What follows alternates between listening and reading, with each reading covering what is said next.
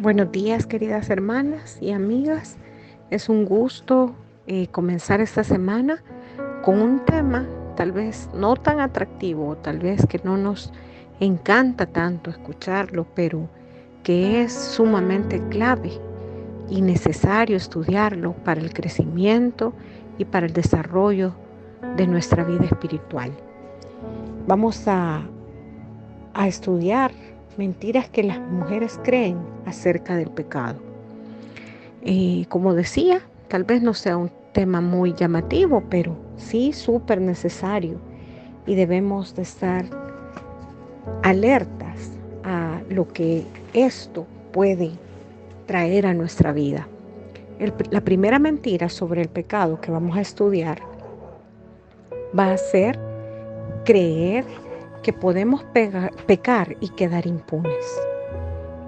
Yo quisiera que me acompañaran a Génesis en el capítulo 3, el versículo 4 y 5, que dice: Entonces la serpiente dijo a la mujer: No moriréis, sino que sabe Dios que el día que comáis de él serán abiertos vuestros ojos y seréis como Dios, sabiendo el bien y el mal. Declaradamente, aquí la serpiente le estaba diciendo que a Eva, que Dios le había mentido, que Dios la quería manipular, diciéndole algo para que no lo hiciera, pero que no era verdad, que ella iba a morir. Qué desafío más grande. Cuando lo vemos así, nos parece aborrecible, pero muchas veces en nuestra mente y en nuestra forma de actuar, lo creemos, porque si no, no pecáramos, ¿verdad? Pero creemos esta mentira de que podemos pecar y quedar impunes. Y es que a veces confundimos que no hayan consecuencias inmediatamente del pecado. Pero eso no quiere decir que no las van a ver o que no va a estar causando un daño inminente. Se cuenta la historia de una familia que adoptó a una mascota un poco singular. Era una pequeña serpiente y la adoptaron en Canadá y la cuidaban, la alimentaban. La mascota durante muchos años no hizo nada, pero un día lo estranguló, mordió y estranguló al hijo mayor de esa familia. El hecho de que no lo haya hecho el primer día que llegó a la casa o los primeros años no quería decir que no iba a haber una consecuencia fatal. Así es con el pecado. Muchas veces pecamos y al siguiente día vemos la consecuencia, sino que va a ser poco a poco, va a ser despacio, simuladamente, pero va a llegar ese día, ¿verdad? Esta mentira de Satanás, usando a la serpiente, diciéndole a Eva claramente que ella no iba a morir, fue realmente un despertar a su curiosidad, a su duda de Dios, a su falta de fe en lo que Dios sí le había dicho y le había asegurado. Pero también quisiera que viéramos un versículo que está en Gálatas 6, versículos 7 y 8. Gálatas 6, 7 y 8 dice: No os engañéis, Dios no puede ser burlado, pues todo lo que el hombre sembrare, eso también segará. Realmente ahí nos da claramente que si pecamos vamos a tener una consecuencia, porque Dios no puede ser burlado. Otra mentira que nos desvía muchas veces a pecar, es pensar que los placeres del pecado van a ser permanentes. Porque me satisfaga en este momento no quiere decir que eso va a ser permanente. Veamos lo que dice Hebreos 11. Hebreos 11 en el versículo 25 dice: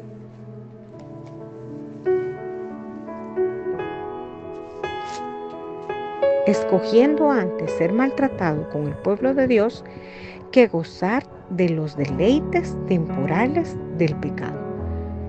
Aquí está hablando que muchas veces los deleites temporales del pecado nos van a hacer sentir bien por un momento, pero Moisés dice que escogió ser maltratado con el pueblo de Dios que gozar algo que iba a ser pasajero y que a la larga le iba a traer grandes dolores y grandes males. El pecado cobra un precio devastador. No hay excepciones. No podemos decir, no, voy a pecar y no va a pasar nada porque a fulano, porque a mi amiga no le pasó nada. No sabemos muchas veces, ni nos enteramos las consecuencias de los pecados que las personas cometen. Aparentemente a veces se ven muy felices, muy tranquilos, que las cosas les van bien, pero nosotros no podemos conocer el interior de esas personas. Y además debemos de tener claro lo que la Biblia dice de esto. El Salmo 10:6 dice en su corazón, no seré movido jamás, nunca me alcanzará el infortunio.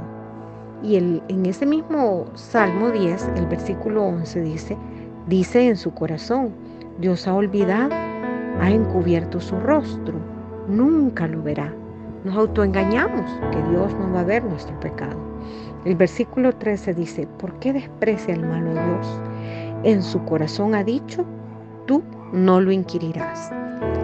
A veces pensamos que Dios no va a ver aquellas cosas que quizás están bien escondidas en nuestro corazón, bien entretejidas en lo íntimo. Por eso decía David, límpiame con hisopo, porque hay pensamientos y hay sentimientos que muchas veces guardamos que a veces ni siquiera nosotras nos hemos percatado que están ahí y que nos están haciendo un gran daño, que nos están alejando de esa relación preciosa con nuestro Dios. Si juego con fuego, voy a quemarme. No podré escapar de las consecuencias de mi pecado. El Salmo 32, en el versículo del 1 al 5, dice, bienaventurado aquel cuya transgresión ha sido perdonada y cubierto su pecado. Bienaventurado el hombre a quien Jehová no culpa de iniquidad y en cuyo espíritu no hay engaño. Es que nosotras nos podemos estar autoengañando y decirnos, no, estamos bien, todo está bien, pero si hay pecado en nuestro corazón y en nuestra mente y en nuestro actuar, no van a estar bien las cosas. Mientras callé, se envejecieron mis huesos en mi gemir todo el día, porque de día y de noche se agravó sobre mí tu mano. Se volvió mi verdor en sequedades de verano. Mi pecado te declaré y no encubrí mi iniquidad. Dije, confesaré mis transgresiones a Jehová y tú perdonaste la maldad de mi pecado.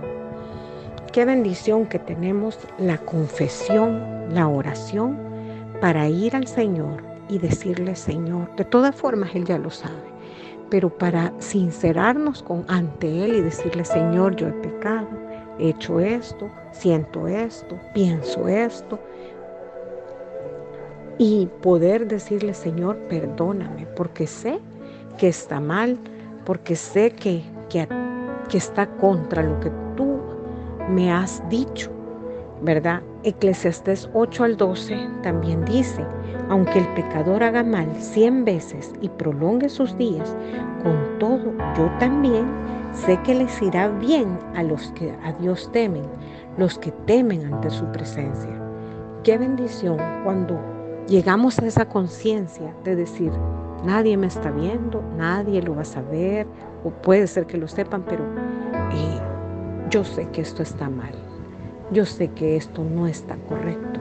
Y Señor, yo te lo entrego a ti, ¿verdad?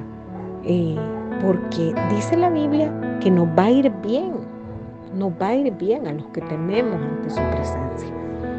sabemos que siempre estamos delante de la presencia del Señor y que si pecamos, Él está ahí frente a nosotros.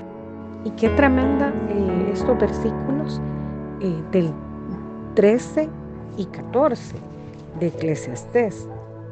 Dice, el fin de todo el discurso oído es este: teme a Dios y guarda sus mandamientos, porque esto es el todo del hombre. Porque Dios traerá toda obra a juicio juntamente con toda cosa encubierta, sea buena o sea mala. O sea, de Dios no podemos escapar, de su santidad, de su presencia no podemos huir. Él va a estar siempre atento, viendo lo que hacemos, lo que pensamos, lo que decimos, y no como para juzgarnos, para estarnos martillando algo, sino para librarnos del pecado, porque sabe que el pecado, lejos de darnos felicidad, nos va a dar dolor y destrucción. Dice Santiago 1, 13 al 15, cuando alguno es tentado, no diga que es tentado de parte de Dios, porque Dios no puede ser tentado por el mal, ni Él tienta a nadie, sino que cada uno es tentado cuando de su propia concupiscencia es atraído y seducido. Entonces, lo que tenemos que hacer es buscar esa comunión con Dios, buscar en el momento de tentación, buscar la ayuda preciosa de nuestro Dios, su fortaleza, huir y saber que si somos obedientes, Él va a bendecir esa obediencia nuestra, y sobre todo vamos a ser libradas de las consecuencias inevitables de cualquier tipo de pecado. Gracias, hermanas. Mañana nos escuchamos de nuevo y que podamos estar meditando en lo aborrecible y lo mortal que es el pecado.